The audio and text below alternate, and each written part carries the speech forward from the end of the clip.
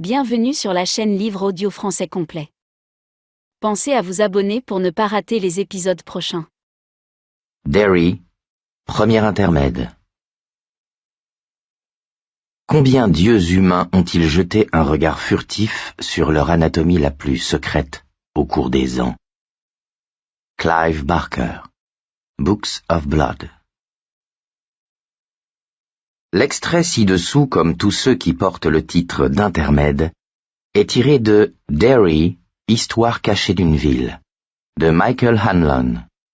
Il s'agit d'un ensemble de notes et de fragments manuscrits qui n'ont jamais été publiés et qui se présentent à peu près comme un journal, trouvé dans les coffres de la bibliothèque municipale de Derry. Le titre mentionné ci-dessus est celui qui figure sur la chemise dans laquelle ces notes ont été conservées jusqu'ici. Toutefois, l'auteur se réfère à plusieurs reprises à l'ouvrage dans ses notes de la manière suivante. Derry, coup d'œil en enfer par la porte de service. Tout laisse à penser que l'idée de publier ces notes a plus d'une fois traversé l'esprit de M. Hanlon.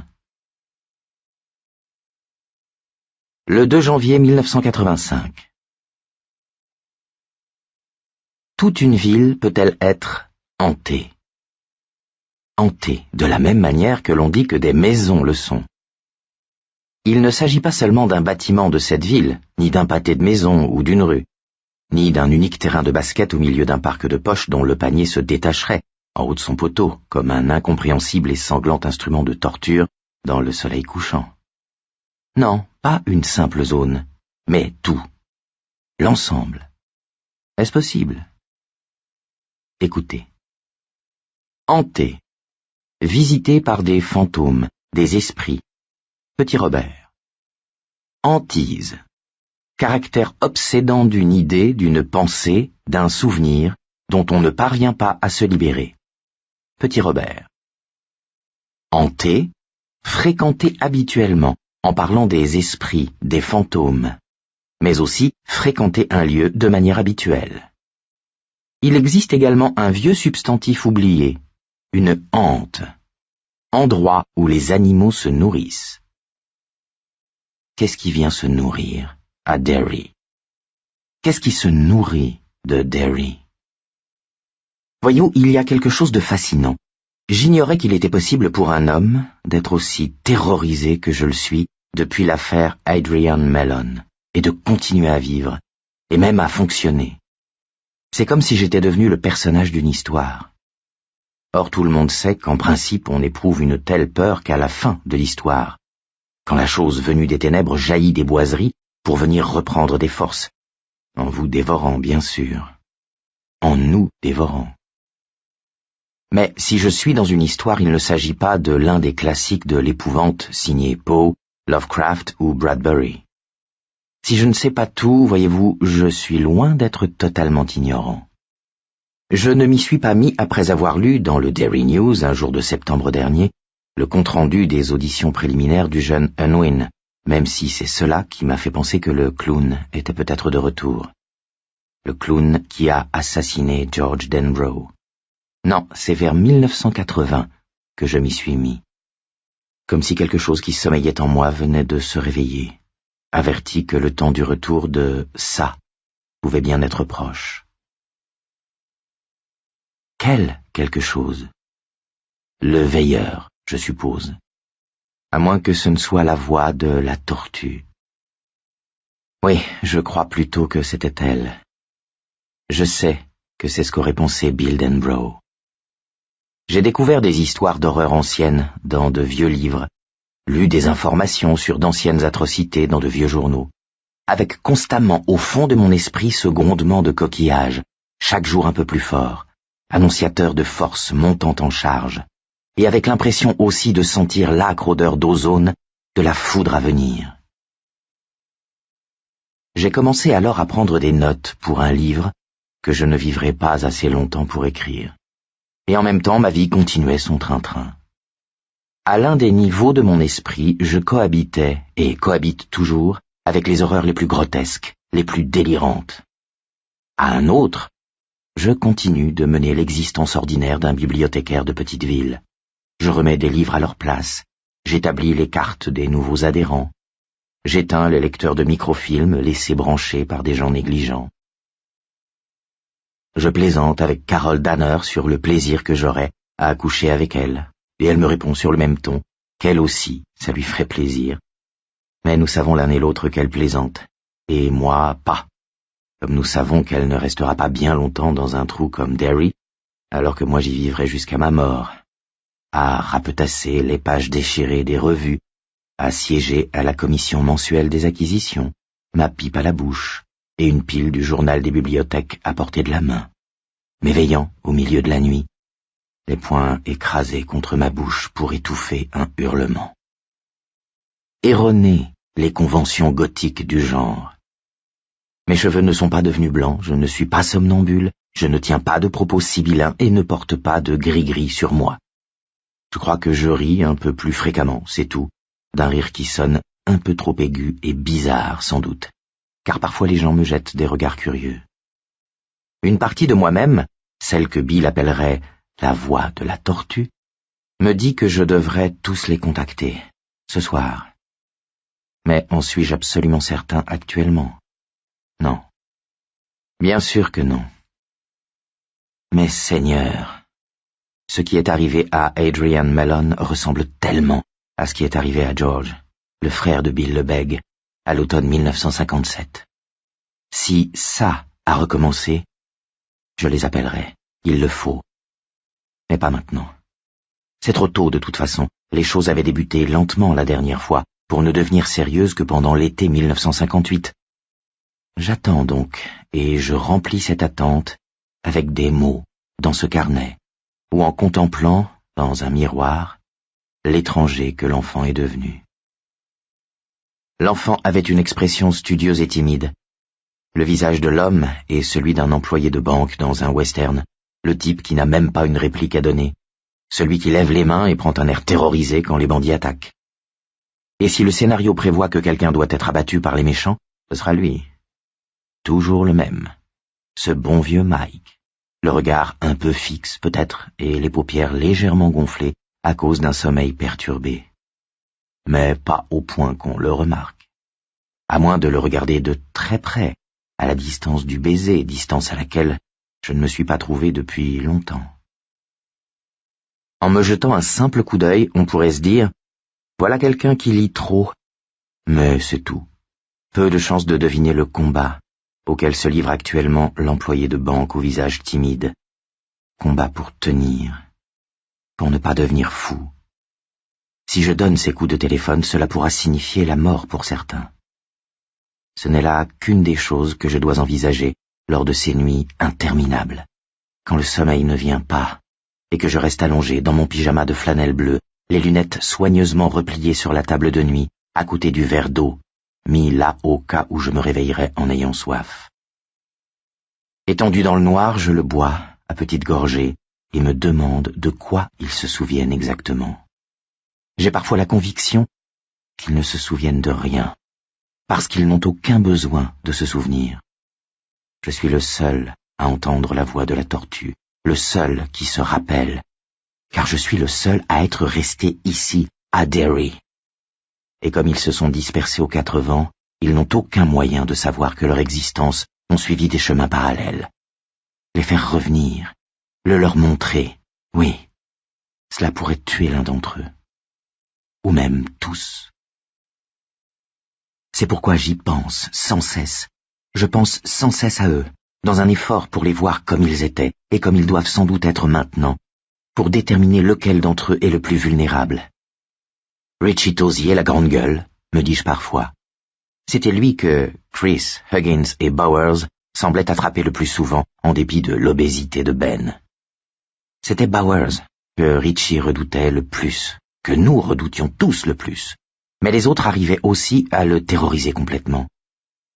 Si je le relance en Californie, ne va-t-il pas avoir l'impression cauchemardesque d'un retour des grands méchants, deux surgis de la tombe et le troisième, échappé de l'asile de Juniper Hill, où il délire encore aujourd'hui? D'autres fois, c'est Eddie qui me paraît avoir été le plus faible. Eddie avec son char d'assaut de mer et ses épouvantables crises d'asthme. Beverly? Elle s'efforçait de parler comme les durs, Mais elle avait aussi peur que les autres. Ou Bill le bègue, que l'horreur ne quitte pas quand il tape sur sa machine à écrire. Ou Stan Uris. Effilés comme un rasoir, la lame d'une guillotine est suspendue au-dessus de leur tête. Mais plus j'y pense, plus je suis convaincu qu'ils en ignorent la présence. Je suis celui qui peut déclencher le mécanisme. Il me suffit d'ouvrir mon répertoire et de les appeler, les uns après les autres. Mais je n'aurais peut-être pas besoin de le faire. Je m'accroche à l'espoir, de plus en plus ténu, d'avoir pris les cris de souris de mon esprit pusillanime pour la voix authentique de la tortue. Qu'avons-nous après tout? Mellon, en juillet, le cadavre d'un enfant trouvé mort sur Neibolt Street en octobre, et un autre dans Memorial Park début décembre, juste avant les premières neiges. Pourquoi pas un vagabond, comme l'écrivent les journaux?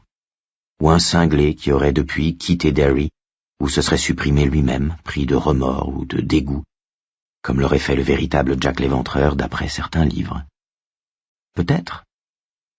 Mais c'est juste en face de la vieille maison maudite de Neibolt Street que l'on a retrouvé la petite Albrecht, tuée le même jour que George Denbrough, 27 ans auparavant. Et le petit Johnson que l'on a découvert dans Memorial Park avec une jambe en moins. Memorial Park, c'est là aussi que se dresse le château d'eau de Derry, et le gamin gisait presque à son pied. Le château d'eau est à un jet de pierre des friches mortes. Le château d'eau est également l'endroit où Stan Uris a vu ses garçons morts. À ce stade, ce n'était peut-être encore que de pure coïncidence ou simple mirage, voire quelque chose entre les deux, une sorte d'écho maléfique. Pourquoi pas? Il me semble que oui. Ici, à Derry, tout est possible. Je crois que ce qui était là autrefois s'y trouve toujours. La chose de 1957 et 1958, celle de 1929 et 1930, quand un incendie allumé par la Légion de la Décence a ravagé complètement le quartier noir. Celle de 1904-1905 et du début de 1906, au moins jusqu'à l'explosion des aciéries Kitchener. Celle de 1876 et 1877, la chose qui fait son apparition environ tous les 27 ans. Parfois elle vient un peu plus tôt, parfois un peu plus tard, mais elle vient toujours. Au fur et à mesure que l'on remonte le temps, les fausses notes sont de plus en plus difficiles à trouver car les témoignages vont s'amenuisant et les lacunes dans l'histoire locale sont de plus en plus grandes. Mais lorsque l'on sait où regarder et vers quelle date, on a franchi une étape capitale pour la résolution du problème. Ça revient toujours, voyez-vous. Ça. Donc, oui, je crois que je vais passer ces coups de fil. Je crois que nous avons été désignés. Pour quelque obscure raison, nous avons été choisis pour y mettre un terme définitif. Destin aveugle, fortune aveugle, ou encore une fois, cette fichue tortue? Peut-être ordonne-t-elle aussi, en plus, de parler. Je l'ignore. C'est sans doute sans importance. La tortue ne peut pas nous aider, disait Bill à l'époque. Ce qui était vrai alors doit encore l'être aujourd'hui.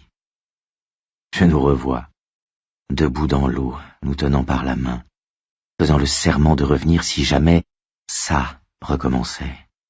On aurait presque dit un anneau druidique, le sang de nos mains, paume contre paume, signant notre promesse.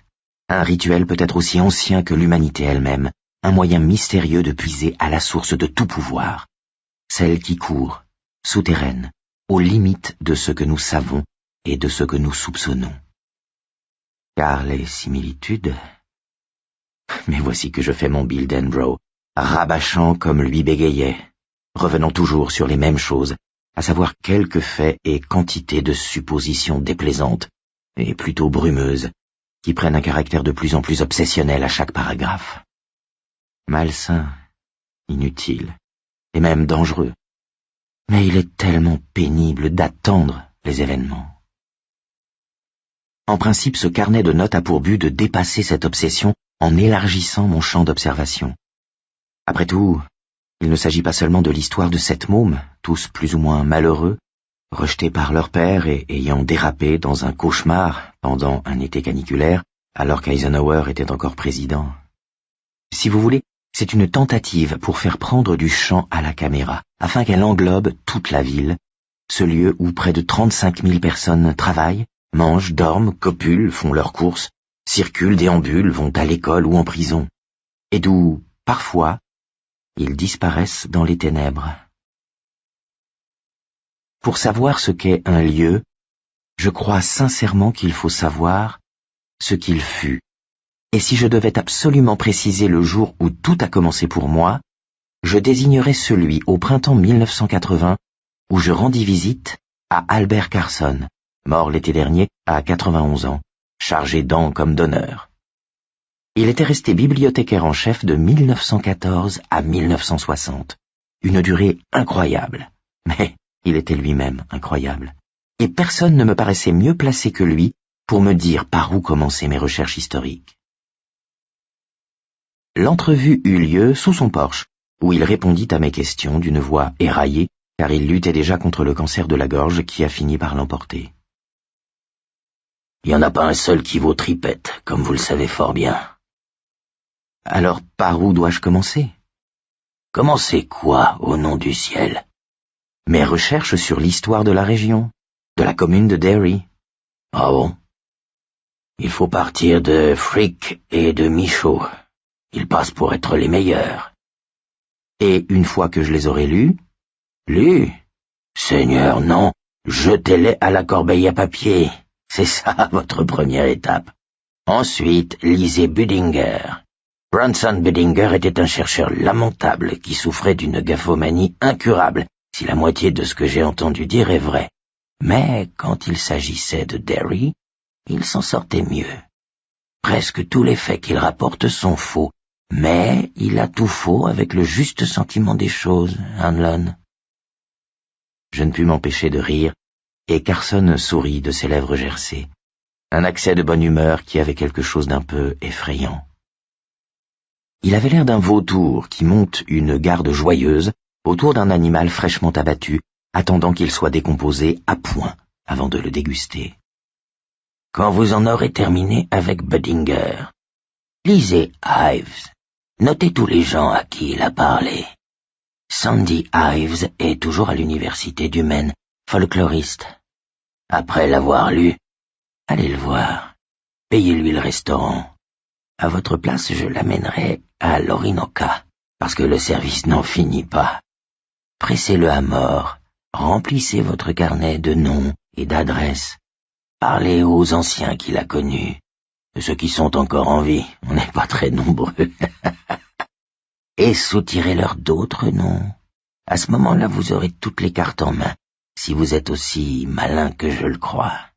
Si vous arrivez à coincer assez de gens, vous finirez par trouver quelques trucs qui ne sont pas dans les livres. Par vous rendre compte aussi qu'ils perturbent votre sommeil. Derry. Quoi, Derry?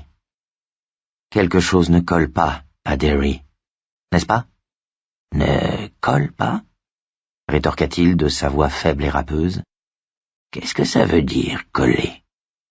Est-ce que ce qui colle, c'est de jolies photos de la Kentuskig au coucher du soleil, Kodachrome, telle vitesse, telle ouverture?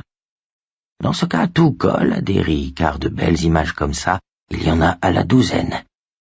Est-ce que ça colle, leur foutu comité de vieilles filles desséchées pour sauver la maison du gouverneur ou pour apposer une plaque commémorative en face du château d'eau? Si ça colle, alors Derry est un vrai pot de colle, car ça ne manque pas, les pipelettes toujours prêtes à s'occuper des affaires des autres. Est-ce qu'elle colle, cette abominable statue en plastique de Paul Bunyan en face de la mairie? Ah, si j'avais une citerne de napalm et mon vieux briquet Zippo, croyez bien que je m'en occuperais de cette cochonnerie. Mais si l'on est assez éclectique pour apprécier même les statues en plastique, alors ça colle, Derry. La question est, qu'est-ce que ça veut dire pour vous, coller, Hanlon? Hein? Ou plutôt, que voulez-vous dire par « ça ne colle pas » Je ne pus que secouer la tête. Ou il savait ou il ne savait pas. Il parlerait ou il ne parlerait pas. Faites-vous allusion aux désagréables histoires que vous pourriez entendre ou à celles que vous connaissez déjà, reprit-il. Des histoires désagréables, il y en a toujours. L'histoire d'une ville ressemble à ces immenses vieilles baraques pleines de pièces, de recoins, de greniers, de trappes à linge sale, pleines de planques et de cachettes, sans parler d'un ou deux passages secrets à l'occasion. Si vous vous lancez dans l'exploration de la baraque Derry, vous allez trouver toutes sortes de choses. Oui, vous le regretterez peut-être par la suite, mais vous les trouverez. Et ce qui est trouvé ne peut pas être détrouvé, hein? Certaines pièces sont fermées, mais des clés existent. Elles existent. Une petite lueur matoise brilla dans le regard du vieillard. Vous pourrez imaginer que vous êtes tombé sur le secret le plus affreux de Derry, mais il y en aura un de plus, et encore un autre. Croyez-vous, je crois que je vais vous prier de bien vouloir m'excuser. Ma gorge me fait très mal aujourd'hui. C'est l'heure de mon médicament et de ma sieste. En d'autres termes, voici une fourchette et un couteau, mon ami, et maintenant à vous de trouver quelque chose à vous mettre sous la dent. Je commençai donc par Frick et Michaud. Je suivis le conseil de Carson et jetai les 2 livres au panier, mais non sans les avoir lus auparavant. Ils étaient aussi mauvais qu'il l'avait dit. Puis je lus le Budinger, recopiai les notes de bas de page pour les exploiter, travail plus satisfaisant, mais les notes de bas de page sont une espèce étonnante, voyez-vous. Comme des sentiers serpentant dans un paysage sauvage et anarchique. Ils se dédoublent et se dédoublent encore. À un moment donné, vous prenez la mauvaise direction et vous vous retrouvez dans un roncier inextricable ou dans un marécage au sable mouvant. Quand on en trouve une, avait dit un jour mon prof de bibliothéconomie, il faut l'écrabouiller avant qu'elle ne fasse des petits. Mais elles font des petits. Ce sont parfois de beaux enfants, mais la plupart du temps des avortons. Celle de L'histoire du vieux Derry de Budinger, au style emprunté, vagabondait parmi un bon siècle de livres oubliés et de thèses poussiéreuses dans les domaines de l'histoire et du folklore, parmi aussi des articles de revues défuntes et des piles de registres municipaux à donner le tournis. Mes entretiens avec Sandy Ives furent plus intéressants. Ces sources recoupaient de temps en temps celles de Budinger, sans plus. Ives avait consacré une bonne partie de son existence à relever des traditions orales, des histoires de bonnes femmes autrement dit, presque mot à mot, une technique qu'aurait certainement méprisé Brunson Budinger. Ives avait rédigé un ensemble d'articles sur Derry au cours des années 1963-1966. La plupart des vieux auxquels il avait alors parlé étaient morts, au moment où j'entrepris mes propres investigations. Mais ils avaient eu des fils, des filles ou des neveux. Et bien entendu, il ne faut pas oublier cette vérité première. Tout vieillard qui meurt ne tarde pas à être remplacé par un autre. Quant aux bonnes histoires, elles ne meurent jamais. Elles sont toujours transmises. Je m'assis donc sous quantité de porches, m'appuyai à quantité de piliers, bus quantité de thé, de bière, industrielle ou domestique, de mixtures diverses, d'eau du robinet et d'eau de source. J'écoutais beaucoup, et mon magnétophone tourna pendant des heures et des heures. Budinger et Ives étaient entièrement d'accord sur un point. Les premiers colons blancs à s'être installés étaient à peu près 300 et anglais. Ils avaient une charte et étaient connus sous le nom de Derry Company. La terre qui leur avait été concédée couvrait ce qui est aujourd'hui Derry, l'essentiel de Newport et de petites portions des villes environnantes.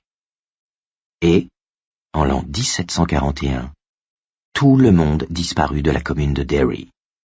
Tout le monde était là en juin, 340 âmes à cette époque, mais en octobre, il n'y avait plus personne.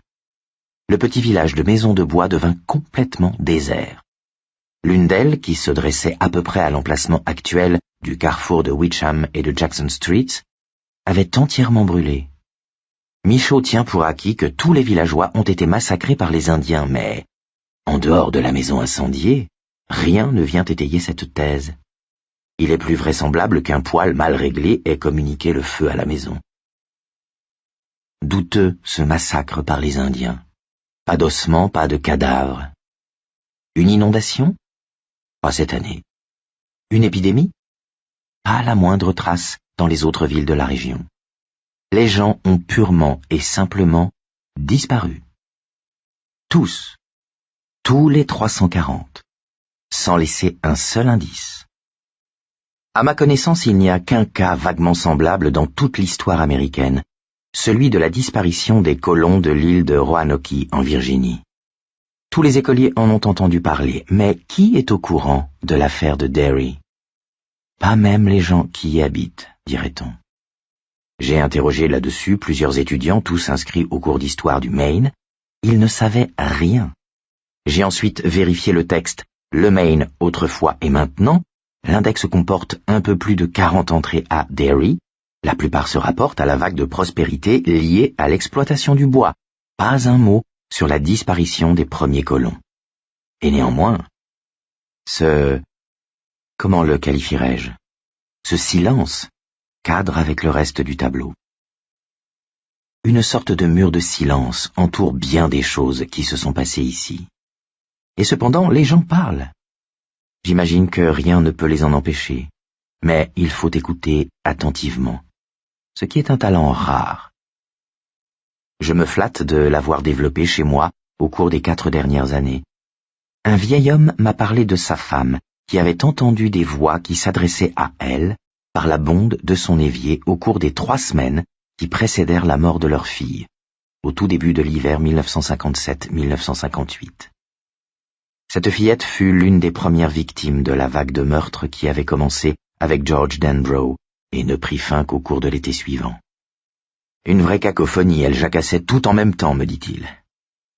Il possédait une station-service Gulf sur Kansas Street et me parlait entre 2 allers-retours, le pas traînant à la pompe où il faisait le plein, vérifiait le niveau d'huile et essuyait les pare-brises. Elle leur a répondu une fois qu'elle m'a raconté, malgré sa frousse. Elle s'est penchée sur la vidange et a crié dedans « Qui diable êtes-vous » Et toutes ces voix lui ont répondu par des grognements, des sanglots, des rires, des hurlements, des sifflements, des jacasseries. On pourrait pas imaginer, il paraît. « Comment vous vous appelez » Elles auraient répondu alors, comme l'homme possédé a répondu à Jésus, « Notre nom est Légion ». Et elle est restée 2 ans sans pouvoir s'approcher de l'évier. Pendant 2 ans, j'ai passé 12 heures par jour à la station à me casser le cul, après quoi je devais faire toute la foutue vaisselle une fois à la maison. Il venait de prendre une bouteille de Pepsi dans le distributeur, à côté de la porte de son bureau, et je le regardais, ce vieil homme de plus de 70 ans, en combinaison de mécano grise et délavée, avec au coin des yeux et de la bouche un delta de rides. « Vous devez commencer à vous dire que je suis complètement cinglé, » reprit-il. « Mais je vais vous dire quelque chose d'autre si vous arrêtez votre bidule, là. » Je coupai l'enregistrement et lui souris. Étant donné tout ce que j'ai déjà entendu depuis 2 ans, vous avez encore un bon bout de chemin à faire avant de me convaincre que vous êtes cinglé, répondis-je. Il me rendit mon sourire, mais sans trace d'humour de sa part. Un soir, je faisais la vaisselle, comme d'habitude. C'était à l'automne 1958, quand les choses s'étaient tassées. Ma femme dormait à l'étage. Betty a été le seul enfant que Dieu a jugé bon de nous donner, et après sa mort, ma femme a passé beaucoup de temps à dormir.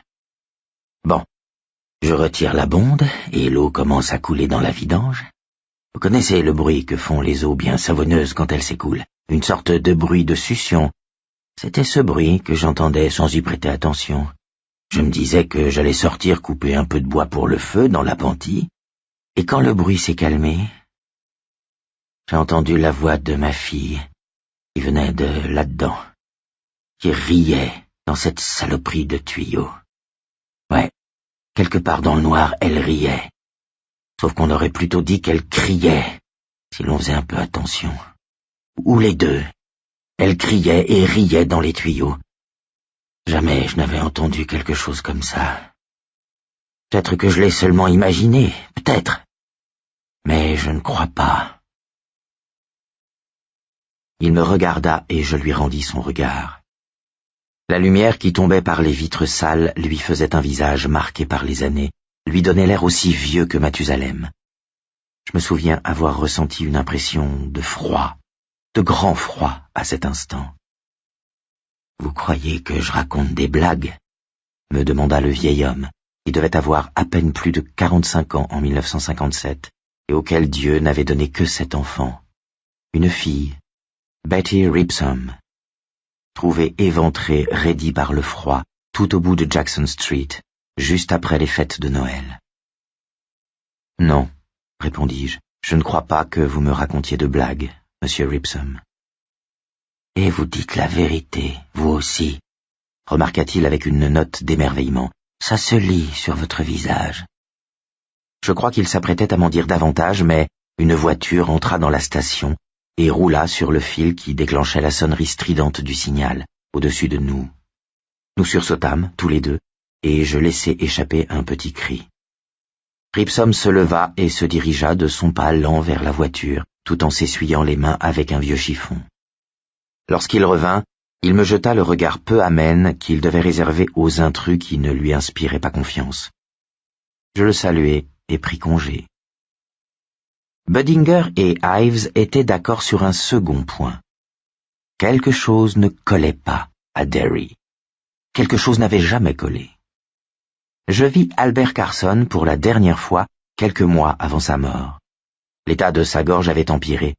Il n'en sortait plus qu'une sorte de petit sifflement murmuré. « Toujours l'idée d'écrire l'histoire de Derry, Hanlon ?»« Oui, plus ou moins.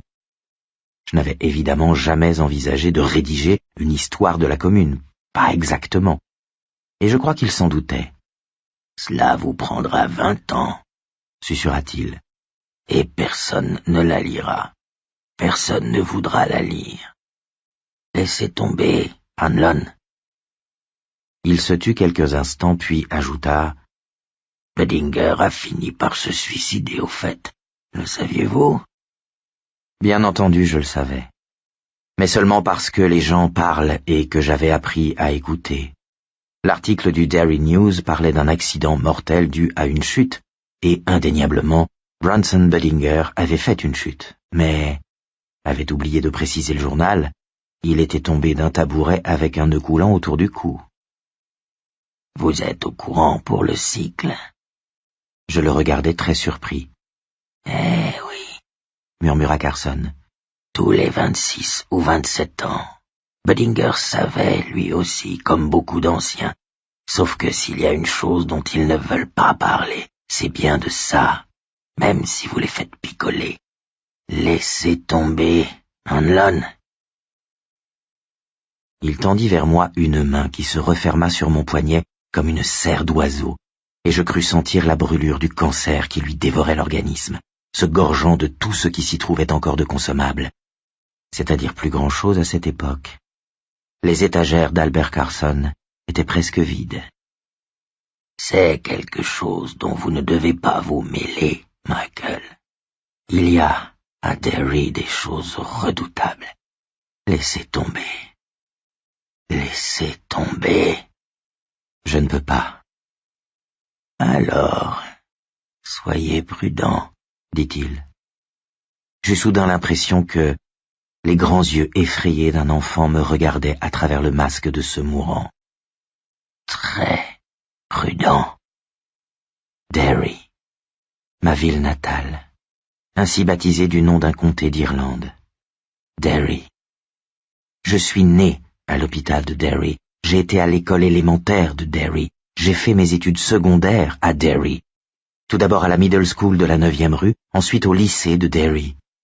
J'ai poursuivi à l'université du Maine. Ce n'est pas à Derry, mais c'est tout comme, disent les vieux. Puis je suis revenu tout droit ici, à la bibliothèque municipale de Derry. Je suis l'habitant d'une petite ville, menant la vie d'une petite ville, comme des millions d'autres. Mais, en 1879, une équipe de bûcherons découvrit les restes d'une autre équipe qui avait hiverné dans un camp sur le cours supérieur de la Kentuskig, à la pointe de ce que les gosses appellent toujours les friches mortes. 9 hommes en tout, tous hachés menus. Des têtes avaient roulé, sans parler des bras, d'un pied ou deux, et d'un pénis que l'on avait retrouvé cloué au mur de la cabane. Mais, en 1851, John Markson empoisonna toute sa famille, après quoi, assis au milieu du cercle formé avec les cadavres des siens, il mangea toute une amanite phalloïde. Il dut connaître toutes les affres d'une épouvantable agonie. L'agent de police qui le découvrit écrivit dans son rapport qu'il crut tout d'abord que le cadavre lui souriait. Il parle de l'horrible sourire blanc de Markson. Le sourire blanc était la dernière bouchée du champignon mortel. Markson avait continué à manger alors que les crampes tétanisaient les muscles de son corps.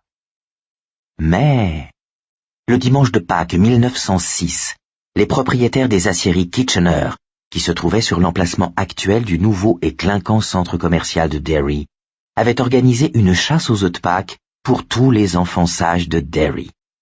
La chasse s'était déroulée sur les vastes terrains de l'aciérie, mais on avait pris la précaution d'en interdire les zones dangereuses, et des employés avaient accepté de monter la garde afin d'éviter aux gamins les plus aventureux la tentation de passer sous une barrière et de partir en exploration.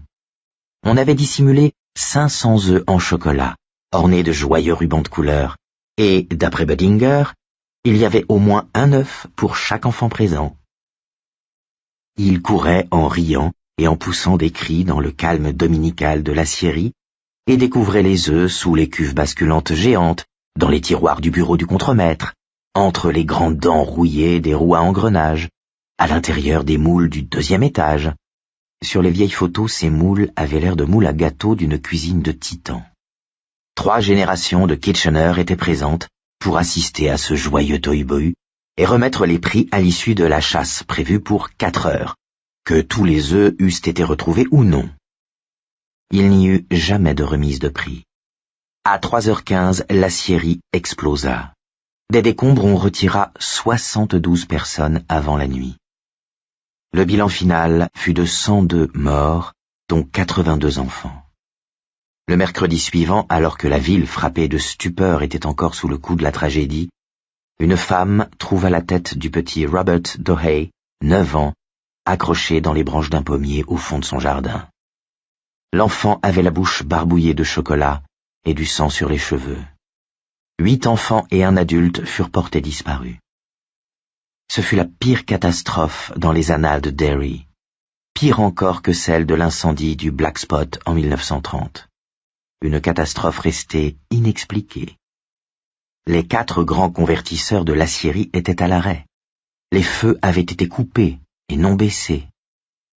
Mais le taux de crime de sang à Derry est 6 fois supérieur à celui de toute ville de taille comparable de la Nouvelle-Angleterre.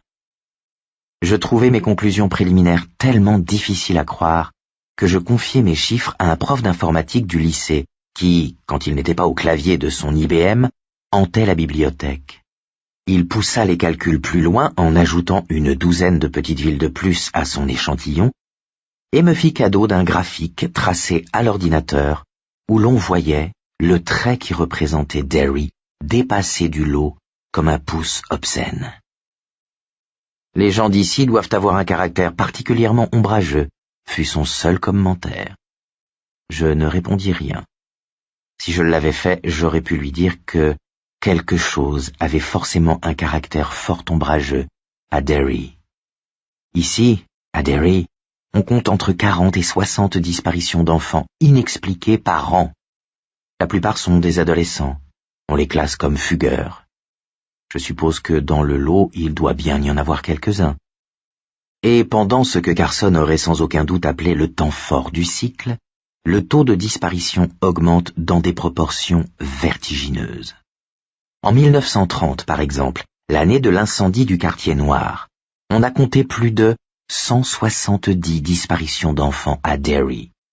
Il ne s'agit, bien sûr, que de celles qui ont été signalées à la police et ont fait l'objet d'un rapport. Rien de surprenant à cela, me dit le chef actuel de la police quand je lui montrai mes chiffres.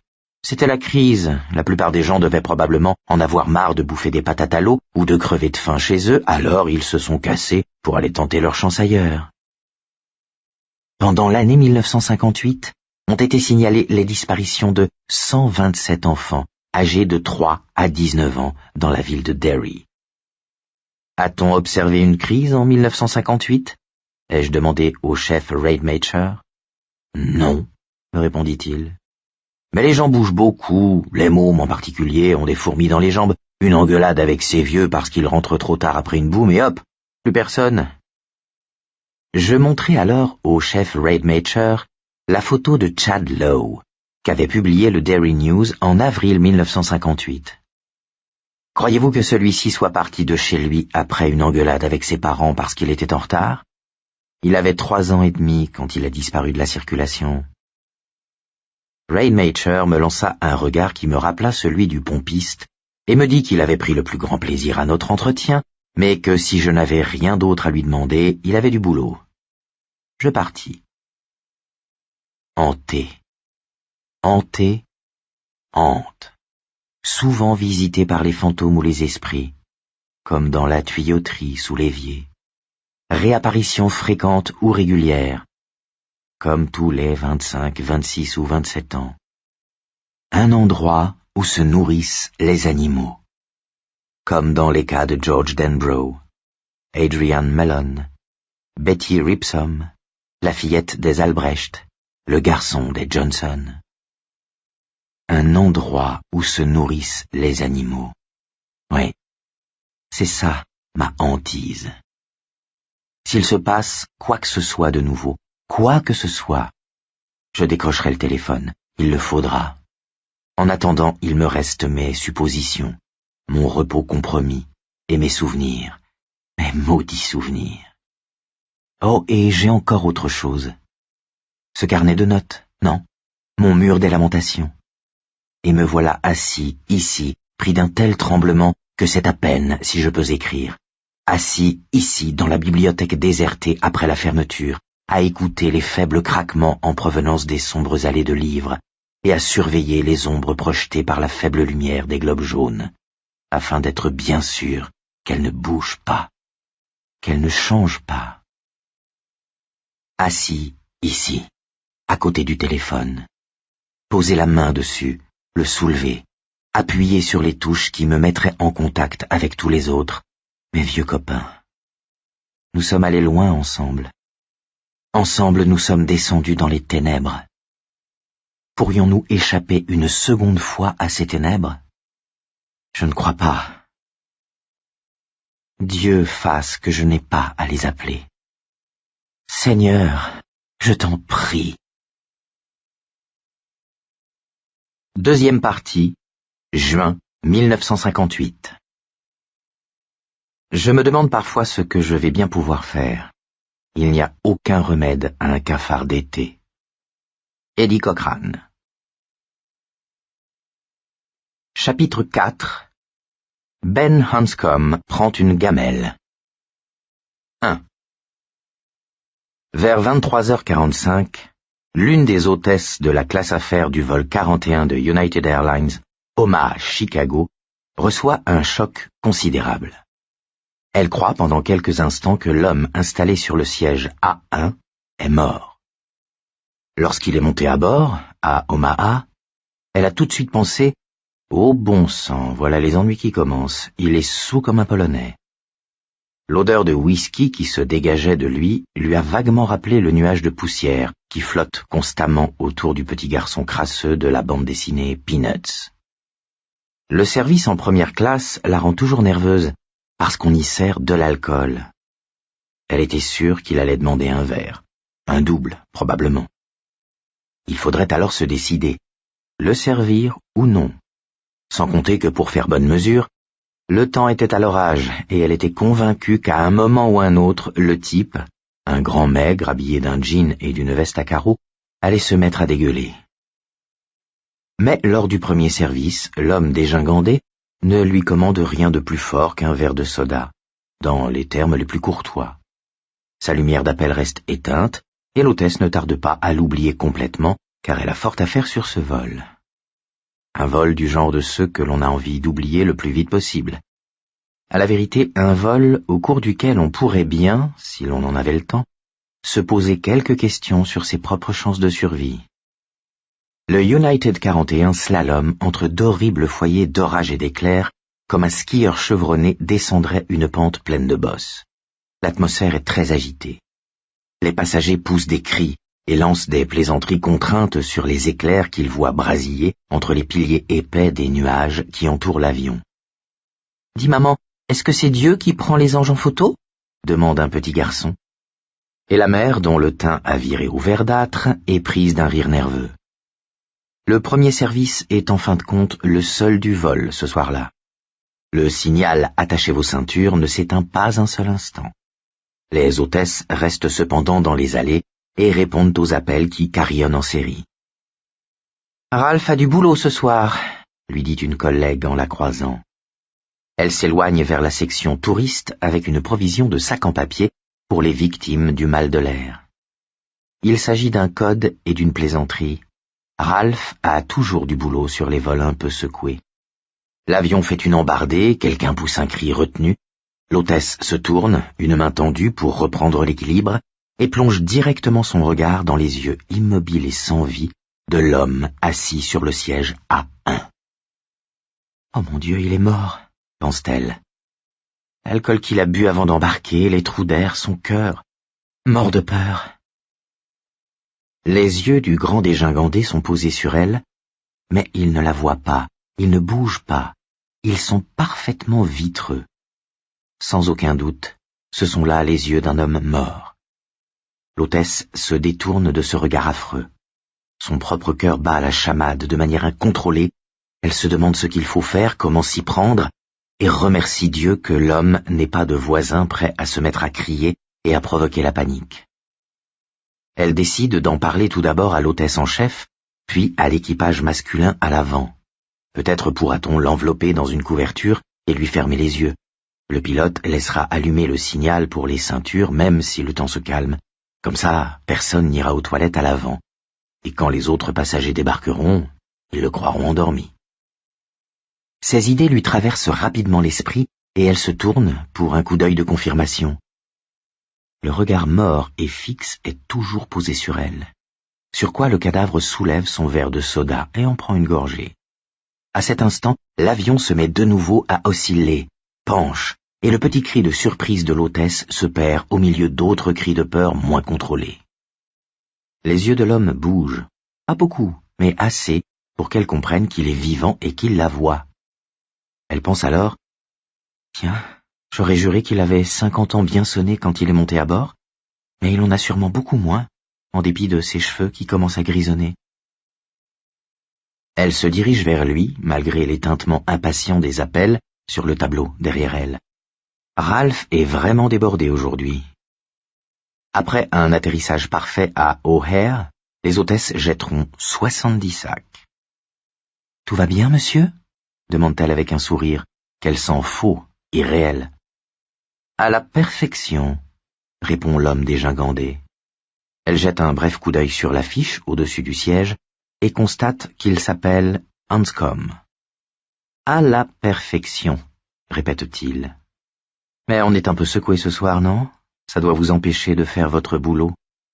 Ne vous en faites pas pour moi. Je vais... » Il lui adresse un sourire spectral, un sourire qui lui fait penser à un épouvantail s'agitant au vent de novembre dans les champs glacés. « Je vais parfaitement bien. » « Vous aviez l'air... mort, un peu perdu. »« Je pensais au bon vieux temps, » répond-il. « Je me suis rendu compte il y a quelques heures à peine que c'était quelque chose qui existait, au moins en ce qui me concerne. » Tintement de nouveaux appels. « Veuillez m'excuser, mademoiselle, mais... » fait une voix nerveuse.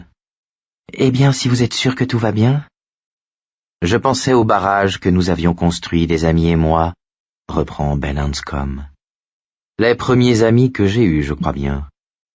Ils étaient déjà en train de le construire lorsque je... » Il s'interrompt, paraît surpris et rit. Un rire honnête, presque un rire insouciant d'enfant, qui fait un effet très étrange dans l'appareil que secoue l'orage. Lorsque je leur suis tombé dessus, littéralement tombé dessus, presque. Peu importe. Leur barrage était une catastrophe, cela, je m'en souviens. « Hôtesse! Mademoiselle !»« Veuillez m'excuser, monsieur, je dois répondre aux autres appels maintenant. » Mais bien entendu. Elle se dépêche, soulagée d'être débarrassée de ce regard mort, quasiment hypnotique. Ben Hanscom se tourne vers le hublot. Des éclairs jaillissent d'énormes cumulus à une douzaine de kilomètres sur la droite. Dans le bégaiement de leurs éclats, les nuages ont l'air de titanesques cervelles transparentes où grouillent de mauvaises pensées. Il tâte la poche de sa veste à carreaux, mais les dollars d'argent n'y sont plus. Ils se trouvent dans celle de Ricky Lee. Il se prend soudain à souhaiter en avoir conservé un. Il se serait peut-être révélé utile. Bien sûr, on peut toujours s'adresser à une banque, du moins quand on ne se fait pas chahuter à 9000 mètres d'altitude, et en acheter une poignée. Mais que faire de ces foutus sandwichs au cuivre que le gouvernement refile en fait de pièces authentiques à l'heure actuelle? Et pour tout ce qui est loup-garou, vampires et autres entités qui ne rôdent qu'à la lumière des étoiles, c'est de l'argent qu'il faut, du bon argent. Il faut de l'argent pour arrêter un monstre. Il faut... Il ferme les yeux. Autour de lui, l'air est plein de carillons.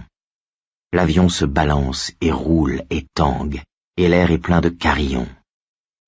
Des carillons? Non, des cloches.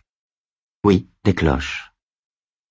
La cloche, celle qui les résumait toutes, celle que l'on attendait toute l'année alors que le temps grignotait les jours d'école, celle que l'on commençait d'attendre dès la fin de la première semaine.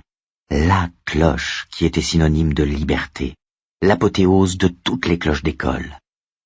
Ben Hanscom est assis sur son siège de première classe, parmi les roulements du tonnerre, à 9000 mètres d'altitude, le visage tourné vers le hublot, et sent le mur du temps perdre soudain toute épaisseur. Un mouvement péristaltique terrible, merveilleux, vient de commencer. Il pense « Mon Dieu, je suis digéré par mon propre passé ». Il ne le sait pas, mais le 28 mai 1985 est devenu le 29, tandis que dans la nuit et la tempête, l'avion franchit l'Illinois occidental. En dessous, les fermiers courbatus dorment comme des morts et rêvent leurs rêves de vif-argent, et qui sait ce qui peut se trouver dans leurs granges, leurs caves et leurs champs, tandis que marchent les clercs et que parle le tonnerre. Personne ne sait cela. On sait seulement que l'énergie est en liberté dans la nuit, et que l'air est rendu fou par les mégavolts de la tempête. Mais à 9000 mètres, ce sont les cloches, tandis que l'avion débouche dans une zone dégagée et que sa trajectoire se stabilise.